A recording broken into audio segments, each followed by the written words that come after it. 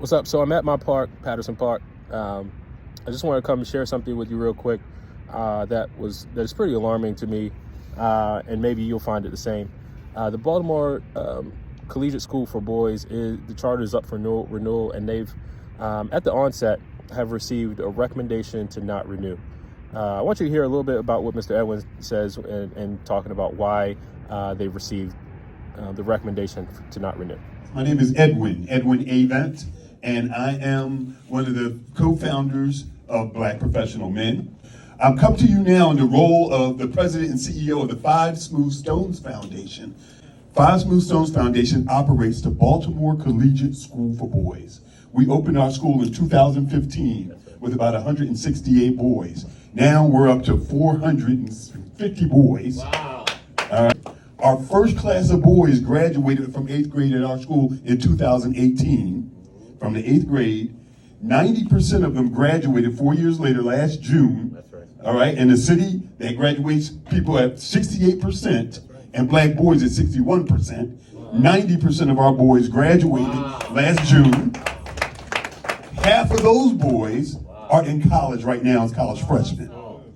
This year is the class that we graduated in 2019. They will be graduating this June, in 2023. 97% are scheduled to graduate on time.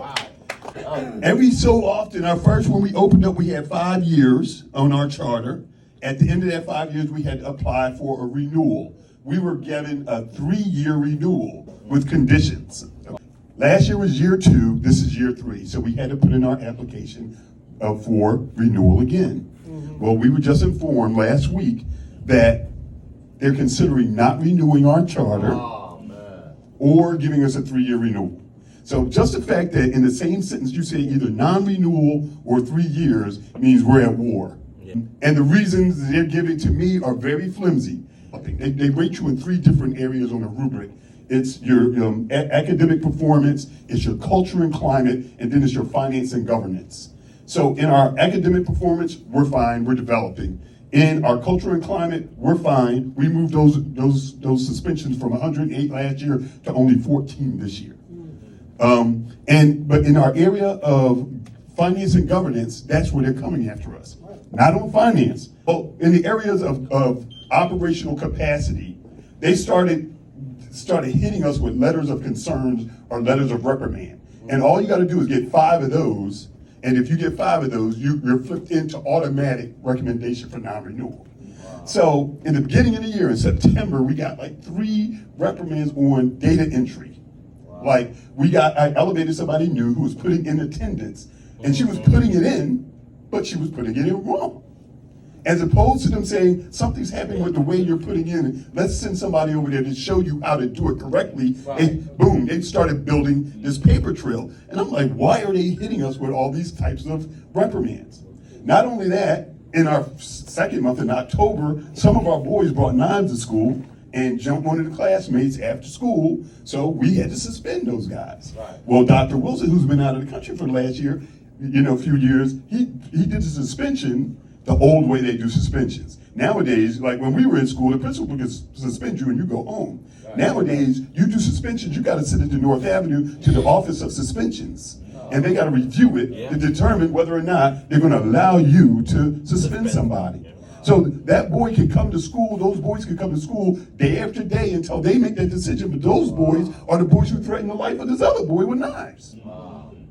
So because we suspended them incorrectly, we got hit with 2 different letters of reprimand. All you need is 5. And it took was 1 or 2 more. We showed up on the news without asking their permission, because Ivan Bates came to shake hands with all of our boys, and the news followed him on his day of inauguration for his state's attorney. And they came in our school, they filmed it, and it showed up on the news. We got a letter of reprimand because we showed up on the news without asking their permission.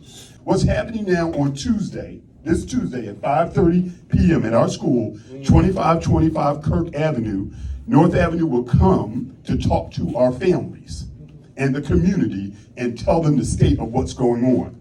We're at war. I don't understand why they would do this to black boys when we're getting black boys to the level that black boys in this city. The thing that is in common, that there's a thing in common between the young brothers who are dying in the streets and the young brothers who are going to jail. Tell it. Right. The average reading level is 3rd grade. That's it. The average reading level, they're illiterate. So if you keep us ignorant, you will still see us in the streets killing each other and going to jail. So if we got 480 boys a year that we are making literate, and we're getting them to the top high school so they can get to college, what sense does it make because we didn't do a paper right? We didn't suspend somebody correctly, or we showed up on the news, you're going to shut our school down? It makes no sense. So I'm asking everybody, tell your friends. We're going to ask you to write letters. I would love to get all your email addresses. I will give it to the brothers so they can send the information to you so you can write letters. We want to get 400 letters sent to the Board of Commissioners and sent to us so we can build a book this thick for each one of those commissioners to see that the community is not going to tolerate this.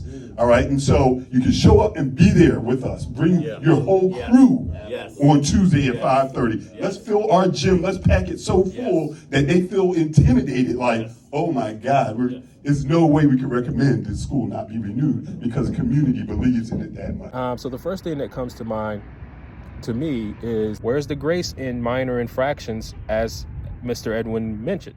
If these 5 actions, these 5 demerits that they've received can warrant them a recommendation to not renew, it shows me that they have the capacity to hold people accountable to the rules that are in place. And secondly, it shows that they have the ability to have high standards. The question is, why don't they do that across the entire district, but are focusing it on schools that are performing well, that are charter schools? So what they're in the act of doing is shutting down a successful school because it doesn't fall under the Baltimore City public school system as a traditional school. So they are capable of holding high standards. They are capable of holding people accountable to those standards, but it's only when it's not them that they execute and enforce those standards. There is a protest planned for this week, Tuesday at 5 p.m. I'll put the address and all the information below. But if you want to stand up for this school, if you want to see high quality education within Baltimore City, I think this is an example. You need to start mobilizing and bringing people out to this to show support for things that are working. So guys, tell me what you think. And please share this video around Baltimore City. And I look forward to seeing you there on Tuesday. Peace.